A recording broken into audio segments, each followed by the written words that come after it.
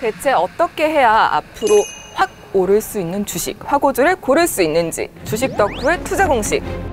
주식 덕후의 투자 공식. 쌀집 계산기를 두들겨라. 그냥 계산기는 안 되나요?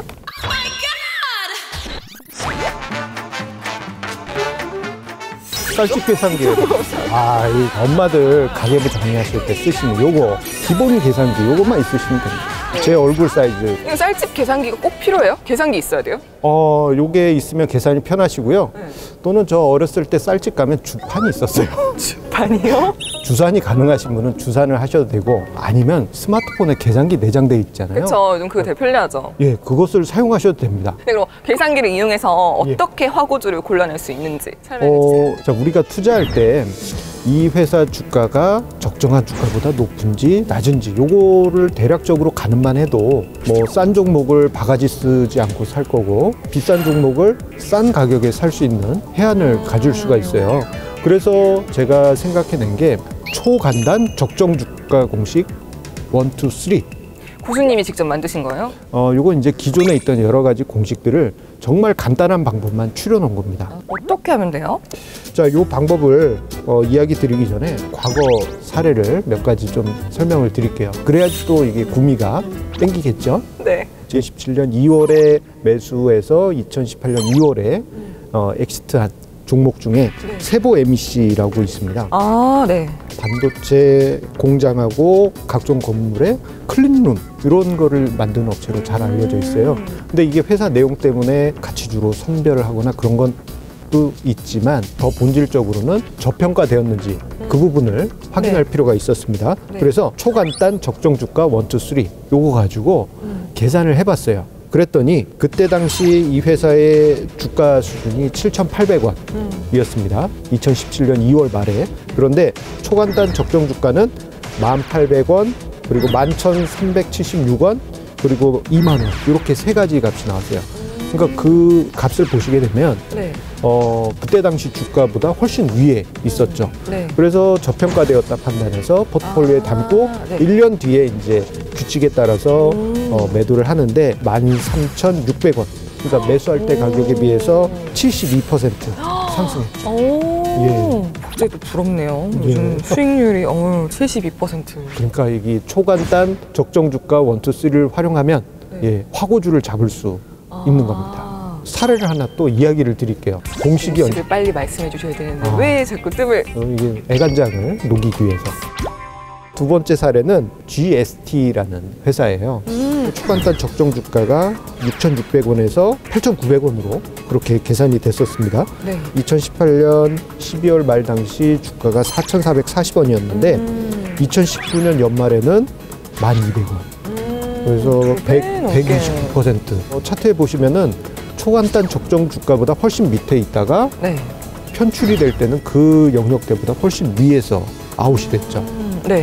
저평가되었을 때 매수해서 고공권에서 매도하는 그러한 사례들이 많이 있다. 이렇게 설명을 드릴 수 있을 것 같습니다. 고수님이 알려주실 이 공식을 잘 활용하면은 큰 수익, 확실히 오를 수 있는 종목을 잘 잡아서 큰 수익을 낼 수 있을 것 같은데 이제 빨리 알려주세요. 자, 일단 초간단 적정 주가 1, 2, 3의 첫 번째는 자, BPS, 주당 순자산 값을 그대로 가져오는 겁니다. 그걸 어디서 따오느냐? 증권사 HTS의 기업 분석 화면에 있는 주당 순자산 또는 BPS 거기에 있는 값을 그냥 들고 오세요. 계산 안 해도 됩니다. 참 쉽죠? 이것만 들으면 정말 쉽네요. 두 번째는 조금 어렵습니다. 곱하기를 해야 됩니다. 주당 순이익 EPS 아까 이야기했잖아요. 그 값을 아까 언급드렸던 화면들에서 가져와서 곱하기 10을 해주시는 거예요. 끝. 그럼 두 번째가 끝난 거예요? 예, 참 쉽죠? 세 번째는 여기는 조금 어렵습니다. 자, 매출액 성장률이나 또는 ROE 요 두 값 중에 느낌이 가는 거 하나를 고르세요. 아무거나 골라도 돼요, 둘 중에? 예, 뭐 보통은 아마 ROE를 선택하실 가능성이 높고 성장이 높은 기업 같은 경우에는 매출 성장률을 선택하실 수도 있는데 두 값 중에 선택하신 것 중에 ROE가 7%가 나왔다. 그러면은 퍼센트 값을 떼서 버립니다. 그리고 그 값 곱하기 EPS 주당 순이익을 곱해줘요. 끝. 그럼 끝나요? 예, 이제 세 개가 나오게 되는데 네. 하나는 값만 가져오면 되고 두 번째는 곱하기 10, 마지막은 계산기 한번 써줘야 되겠죠? 설치 계산기. 그렇게 해서 이제 구합니다. 그런데 요게 이제 말로만 우리가 이렇게 얘기하면 좀 막연하잖아요. 예, 좀 사례를 좀 살펴볼 필요도 있겠죠? 네네, 예. 사례 알려주세요. 자, 현대차를 사례로 들어드릴게요. 자, 우리 시청자님들도 한번 뭐 기업 분석 화면 같이 띄워놓고 한번 해보시는 것도 괜찮을 것 같아요. 공식 이름 뭐였죠? BPS를 일단 값을 가져온다. 맞습니다. 기업 분석 화면에 봤더니 25만 8,478원. 두 번째, EPS 곱하기 10 하면 작년 EPS가 1,761원이었어요. 곱하기 10을 네. 해주면 되니까. 그러면 10만 7,610원. 이게 나옵니다. 이게 두 번째 값. 네. 현대차 같은 경우 작년에 매출액 증가율이 9.2%, 네. 그리고 ROE가 4.3%였어요. 이 중에서 이제 느낌이 가는 거는 저는 매출액 증가율 9.2%가 마음에 드네요. 9.2에서 퍼센트 떼고 곱하기 1,761 해가지고 대략 우수리 떼고 10만 원. 예, 이렇게 세 값을 우리가 사용을 하는 겁니다. 계산기 안 쓰세요? 계산기 써야죠. 저는 머리가 이제 계산기이기 때문에 슈퍼컴은 아니지만 8비트 컴퓨터급은 됩니다. 예. 네. 이제부터 무엇을 하느냐? 그게 이제 중요합니다. 자, 이제 보니까 차트에 선이 그쵸? 긋는 것 같은데. 아까 전에 사례에서도 선이 많죠. 네. 그게 이제 중요합니다. 주가 차트를 띄워 놓으시고요. 요 수치를 직선으로 쭉쭉 그으세요. 공식 1에서는 25만 8천 얼마? 네. 거기 하나 그어주시고 네.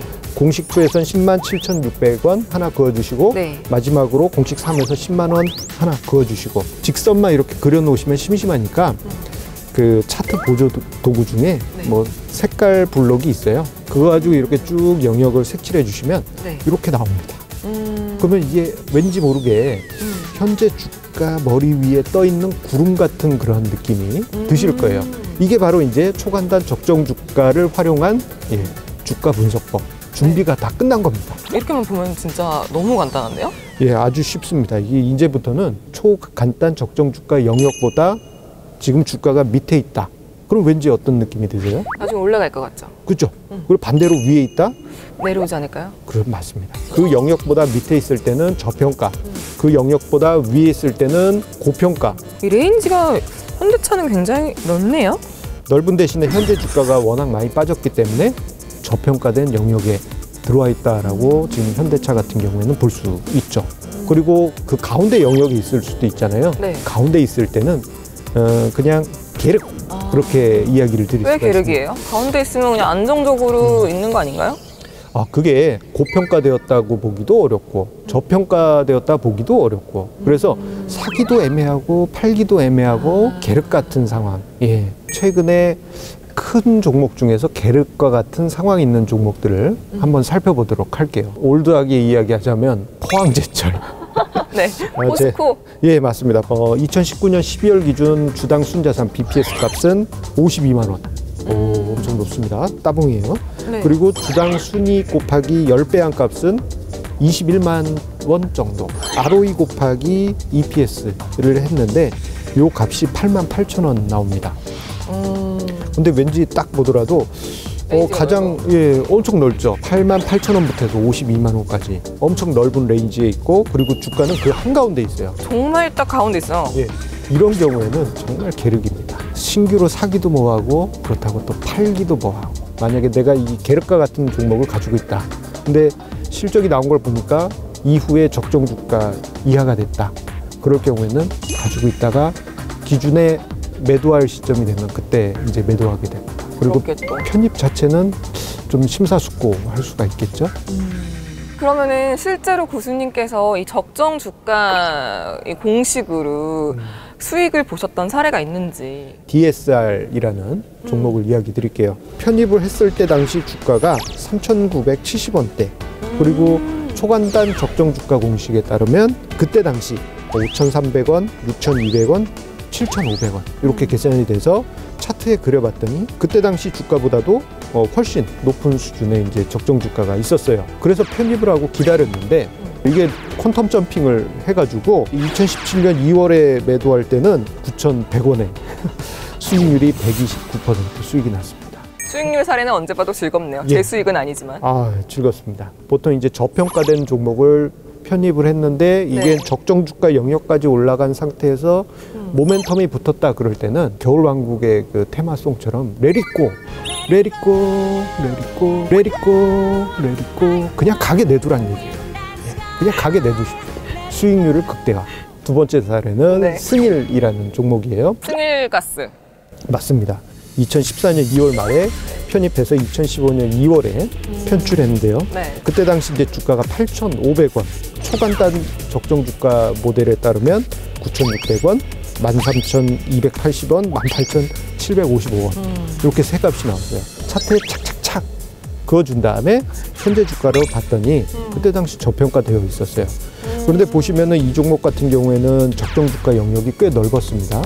그것보다도 밑에 있어가지고 일단 편입을 해놓은 다음에 기다렸더니 주가가 순식간에 최상단까지 갔었어요. 자, 그렇게 해서 수익을 내고 나왔습니다. 이렇게 떨어질 때 왜 방치하느냐라고 생각하실 수도 있는데 기준을 세워두면은 규칙이 끝날 때까지는 놔두시는 게 좋습니다. 왜냐하면 앞서서 언급드렸던 DSR처럼 내리고 언제 어디까지 갈지 몰라요. 심한 경우에는 이제 포트폴리오 중에 뭐 500% 이렇게 가는 경우도 있습니다.